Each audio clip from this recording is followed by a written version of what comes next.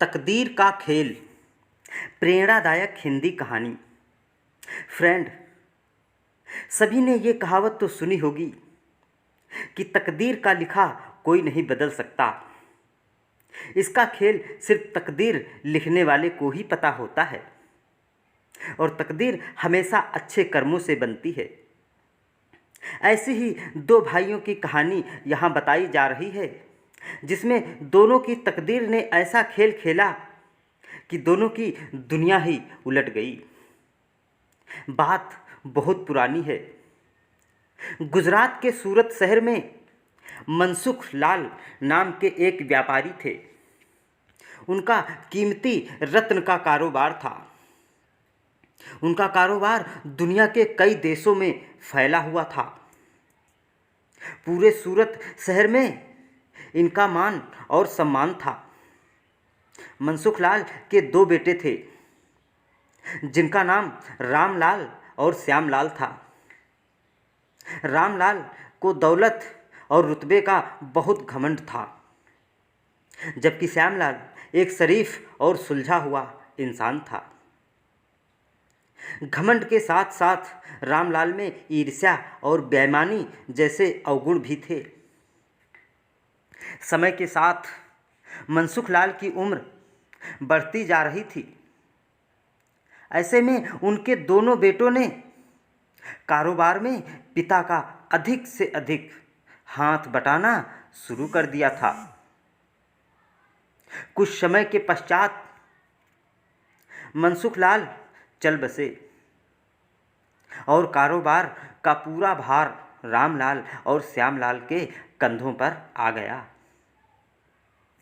बड़ा भाई होने के नाते रामलाल ने व्यापारिक फैसलों में अपनी मर्जी चलानी शुरू कर दी। रामलाल बेईमानी और मक्कारी भरे फैसले लेने लगा। असली रत्न के नाम पर वह नकली रत्न का व्यापार करने लगा, जिससे उसका मुनाफा बढ़ने लगा। इस मुनाफे से उसका बाकी बचा चरित्र भी काला हो गया।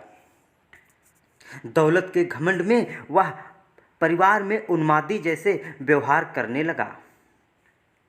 दूसरी तरफ शरीफ और सुलझे हुए श्यामलाल को शुरू में रामलाल की बेईमानी का ज्ञान तो नहीं हुआ, परंतु जब उसने उसके व्यापार या व्यवहार में परिवर्तन देखा तो पूरे माजरे को समझने में उसे ज़्यादा देर नहीं लगी। रामलाल की करतूतों से श्यामलाल को बड़ा दुख हुआ। उसने रामलाल को समझाने और सही रास्ते पर लाने की बहुत कोशिश भी की, परंतु वह नाकाम रहा।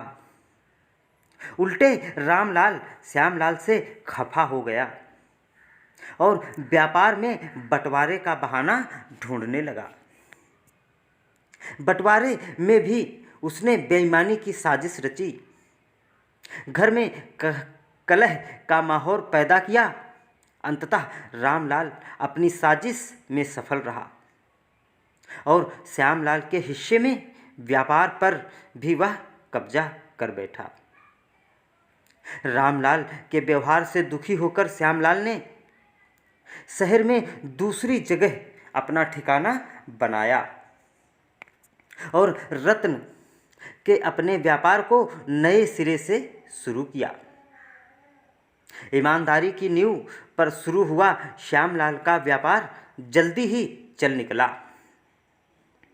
एक तरफ जहां श्यामलाल की ख्याति देश और विदेशों में बढ़ने लगी, वहीं दूसरी तरफ रामलाल की करतूतों की पोल खुलने लगी थी।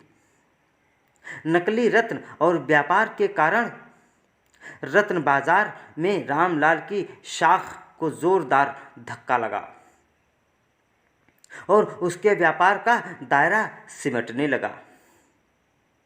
अंततः नौबत यहाँ तक आ गई कि बाहर क्या, अपने शहर का भी कोई व्यापारी रामलाल का नाम लेने से भी तौबा करने लगा।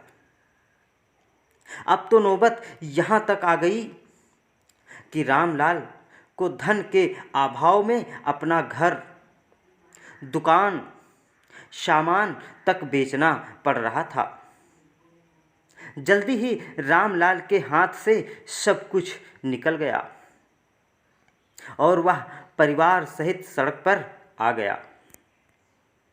अब रामलाल को अपने किए पर पछतावा हो रहा था, परंतु उसकी तकदीर ने जो खेल खेला था उससे आसानी से पीछे आना उसके लिए संभव नहीं था। दूसरी तरफ श्यामलाल की तकदीर का खेल था, जिसकी बदौलत वह रंक से राजा बन गया था। जब रामलाल की बदहाली की खबर श्यामलाल को लगी तो उसे बड़ा दुख हुआ। पुरानी बातों को भूलकर वह भागा भागा अपने बड़े भाई रामलाल के पास पहुंचा और रामलाल के लाख मना करने के बाद भी उसे परिवार सहित अपने पास ले आया। यह भी तकदीर का ही खेल था कि जिस भाई के साथ रामलाल ने बदसलूकी कर उसे सड़क पर पहुंचा दिया था, वही भाई आज उसे सड़क से उठाकर अपने घर ले आया था। फ्रेंड, इस कहानी से हमें यह शिक्षा मिलती है कि तकदीर कब किसके साथ क्या खेल खेल दे, इसका अंदाज़ा कोई नहीं लगा सकता। हाँ, इतना ज़रूर है कि आपके कर्म ही आपकी तकदीर लिखते हैं। जिस तरह रामलाल और श्यामलाल के कर्मों के आधार पर तकदीर ने उसके साथ खेल खेला था, उसी तरह अच्छे कर्म करते रहना चाहिए। क्या पता कल तकदीर आपका साथ दे या ना दे, क्या खेल खेल जाए। इसीलिए कहते हैं तकदीर का खेल निराला है। तो फ्रेंड, अगर आप हिंदी की अन्य कहानियों को पढ़ना और सुनना चाहते हैं तो हमारे चैनल को सब्सक्राइब ज़रूर करें और वीडियो को लाइक व शेयर करें। मिलते हैं अगली कहानी में, तब तक के लिए धन्यवाद। राम राम।